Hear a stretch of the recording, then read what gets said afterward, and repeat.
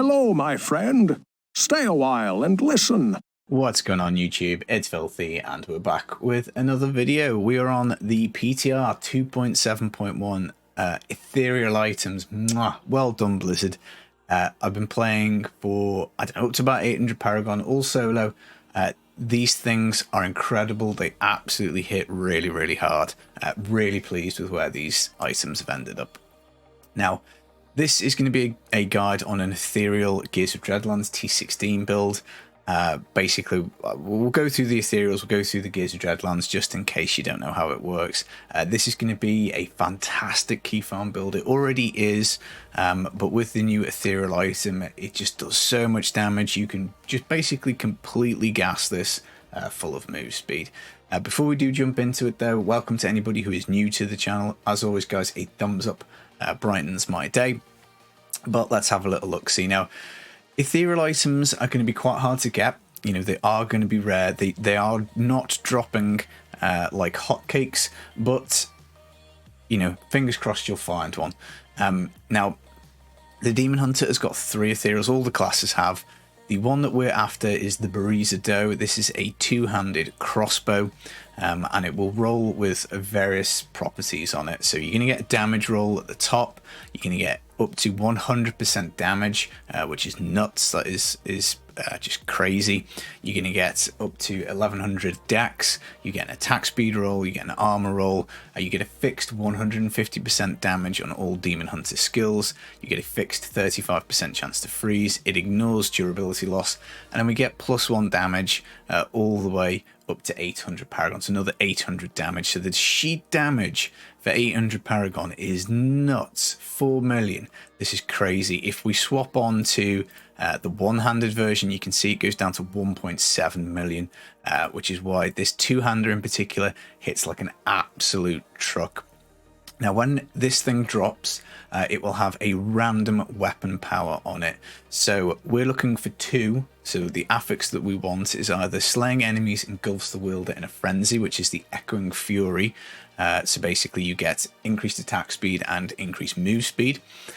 And the other one that we can go for is the Dawn. So it is the affix will be reduce the cooldown of vengeance by up to 65%. Now, this rolls on quite a range, so I think it's probably just going to be easier to find one with frenzy on, but it doesn't really matter. The weapon will absolutely slap whatever it is. You just want one of those. Now, in terms of passives, I've got steady aim. I don't think that actually does anything for us.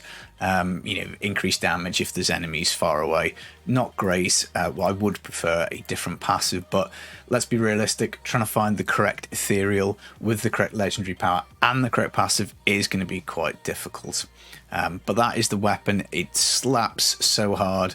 It is really fun. I can't wait to do the GR speed version of this. But I thought we'd start off with keys, because why not?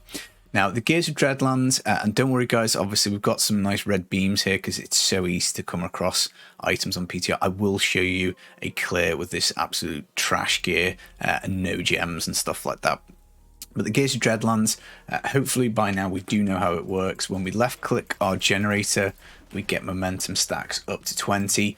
We then strafe around, it fires out Hungering Arrow and just basically obliterates everything because it's got this huge 15,000% increased damage on the 6-piece. We do get damage reduction, but as always, it is a gold wrap, a boon of the Hoarder, and our follower has the Avarice Band, which will emanate for us now in the last patch. So we are immortal provided we pick up gold, which is great.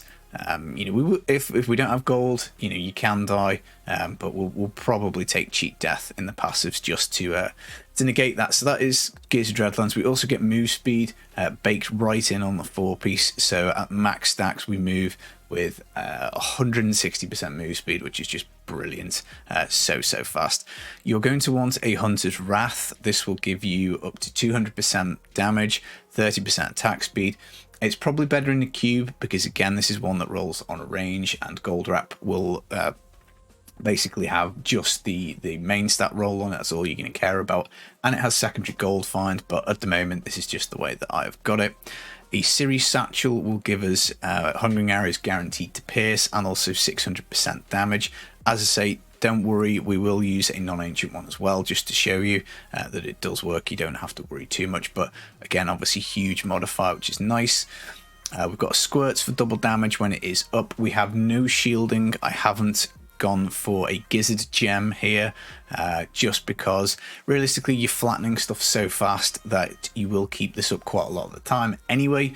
If you do want a shield, you can basically put a gizzard gem and just take out one of these other legendary gems. I wouldn't take the Boon of the Hoarder out, but one of these other two, you know, and your squirts will basically be up the whole time. Because even though you get crazy armor from the gold wrap, the game still counts it as very minuscule damage, and your squirts will drop if anything does hit you.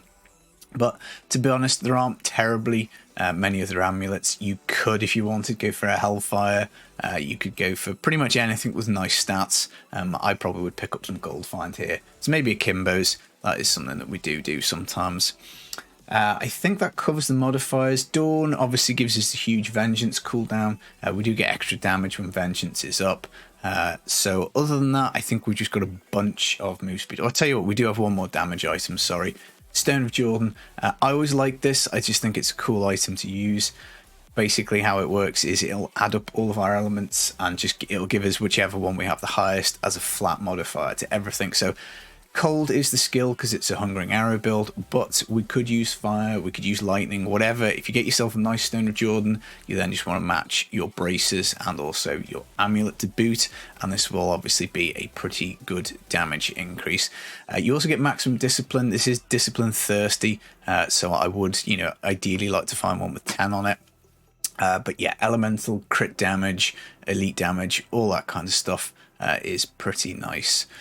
We've got a Zodiac doing a lot of lifting on cooldown. My sheet cooldown is not great. It is 22%. I would like higher. Unfortunately, the buriza-do cannot roll with cooldown, which is a bit of a bummer. I don't have any on my satchel because I'm using this one for GR speeding, and I just really want the crit chance. This is the best one I found so far, obviously because it's primal, it's got the max modifier. I wouldn't want a socket here, obviously, absolutely not. You know, cooldown instead of a socket would just be brilliant. But yeah, never mind. We've got some move speed in the Wazashena Arm Guards. Whenever we destroy a wreckable object, we get a speed boost. Super handy. We are firing stuff out all the time, so we absolutely blast stuff. Insane move speed. We also have the Larceny Ring. This is again brilliant. It's got up to, I think, 5.1% chance to fear. The higher that is, the better. The higher the move speed modifier up to 60% is, the better. The stats on it with 4.4 million sheet damage, you don't give a crap. You know, but obviously crit is always kind of handy. Now, I would, in terms of stat rolls, be looking for resource cost reduction and cooldown where I could pick them up. So gloves, I would get them both there. I would get them both on shoulders. I would probably get them on the rings. You know, if we play this build a little bit more, I would look to maybe pick up some more resource cost and cooldown here. So socket, resource cost, cooldown, high secondary, high move speed would be great for the Larceny. I've put a topaz in the helmet. Again, just for the RCR, but by all means, cooldown will be absolutely fine. Excuse me. We don't need any toughness, so we're going to go for dex gems in our chest and in our pants. We want Hungering Arrow damage on pants. We want Hungering Arrow damage as a secondary on the belt. And I think that probably covers it. Yeah, max discipline you can get as a secondary on your chest plates. Again, kind of handy to pick up. Other than that, some gold find will be absolutely gravy. Now, later on, and you know, by all means, we can do this. We can use the Doom Slinger, which is the one-handed ethereal weapon, and this will do the job perfectly well. And this does roll with cooldown and resource cost reduction. So later on in the season, maybe you swap to that and the Dawn, and you have the Sirius Satchel in the cube. But I just think it's quite funny. 4 million sheet damage at 800 Paragon is nuts. Yeah, so it will slap. Skills, Strafe, Drifting Shadow, 100% move speed. Hungering Arrow, Devouring Arrow, always the way with the DH. Vengeance Seeth, just tons of hatred when we've got this up. We don't need any of the other runes. Prep Invig to increase our discipline and give us a little discipline potion. Shadow Power, Shadow Glide, and Smokescreen Displacement. You spam both of these for movement abilities. They do suck your discipline pretty dry, so you know, you just kind of have to bear that in mind. Tactical advantage, move speed whenever we press either of these two buttons. Blood Vengeance, this is here for a bit more hatred, and 3 discipline when we find a health globe. Obviously doesn't go off terribly much. You could try and pair this with Reaper's Wraps, that is not a terrible shout, but I do like the move speed of the arm guards. Awareness, sometimes when we start the map off, the game will just give us an elite with shielding and electrify, and you're going to proc. That's just how it is. So I just tend to leave the song because dying is annoying. Perfectionist, reduce discipline by 10% is the only reason that is here. Other passives you can do. Archery is huge for damage. The crossbow 50% crit damage. Obviously it's complete overkill and we don't really need it, but it is something you could consider. We've got steady aim on, not really doing very much for us. Hot pursuit would be lovely for some more move speeds. Again, that is another way you could get some more move speed in. And you could do cull the weak, but obviously with a cold skill and get some extra damage. But I don't really think it's needed. You're looking basically for resource is the main thing, and speed. I would say are the 2 things that we're looking for. So that is how we're going to do it. We will jump in and take a little go on this, and then I will show you with some shite gear with nothing on. But yeah, Gears of Dreadlands always is super fast for keys, and this season it's just, you're literally just going to pretty much one bang everything that doesn't, you're just waiting for the game to register the hits almost, because the server connection for me on the EU is not amazing. But yeah, 800 Paragon, find this weapon, and it's just like absolute butter. And we're just going through. Now, obviously on the season you'd stop, you'd pick the stuff up. There's no point me doing that because we get infinite items on the PTR. But if you don't want this much move speed, I know some people last time we covered the Gears of Dreadlands said that they didn't really think that you need that much. By all means, strip some of it out. There's tons of stuff. You could go for a Gogok for a bit more cooldown instead of the Wreath of Lightning. Personally, I do quite like being able to do keys very fast. Here's a Blue Goblin. Can we kill some hardcore players? There's probably not that many on the server at the moment. And there is an Ethereal item. So that is the little blue icon there, which is the Ballista. So yeah, so let's see. Can we drop it? Will it show us the icon again? No. But that's it. That's what they look like. A nice kind of teal colour. They are rare. They're not as rare as primals by any stretch, but they're also not terribly common. And we do obviously benefit from the extra 300% legendary item buff on PTR. But yeah, as you can see, super fast. Going to be very strong Gears of Dreadlands next season with this 2-handed crossbow. It's basically Gears of Dreadlands, but with a load of damage pumped into it, which is why we can put in move speed. Now, being realistic, is there much of an advantage to playing this over, let's say, using a Yang's, kind of how we would normally do it? Probably not, but it is kind of fun to use the ethereal item. So that is the bells and muscles version. Let's go put on the crappier version, just so that we can show you that it works with like 8k main stat. It's probably not going to be quite as fast. So yeah, 8k main stat, no gems, bye-bye, primal offhand. And I think most of this gear is non-ancient. I think we've got the ancient amulet, ancient larceny ring, but it's got vitality on, so it is what it is. But yeah, we'll give this a little go, and we'll see how we do with it. But it should still be fairly fast. There we go, Ethereal Ballista. I hope it's a good one. Right, so let's have a little look-see. I mean, you can only imagine when this is, 8k main stat, still got 2.6 million sheet damage. You can only imagine where this will go when it's augmented. It's just, the damage, you'll just be flattening everything. So bounties are just going to be super easy. So, I mean, as you can see, it's not quite flattening everything at once at the moment with the reduced main stat.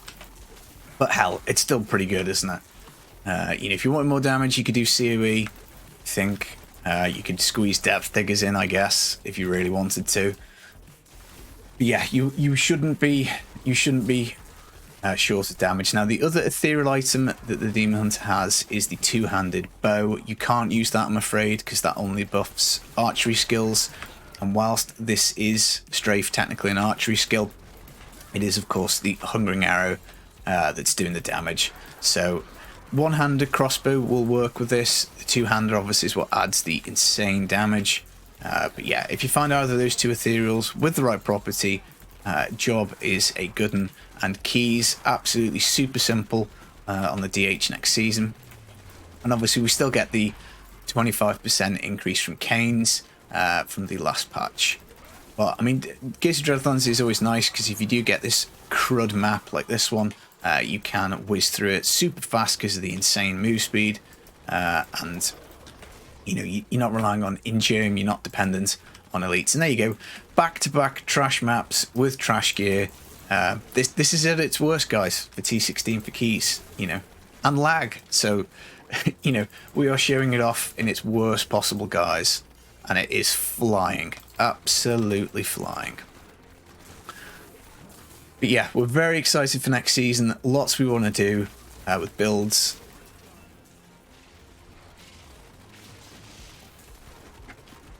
Here we go. Goodbye, Mr. Rift Guardian. See you later.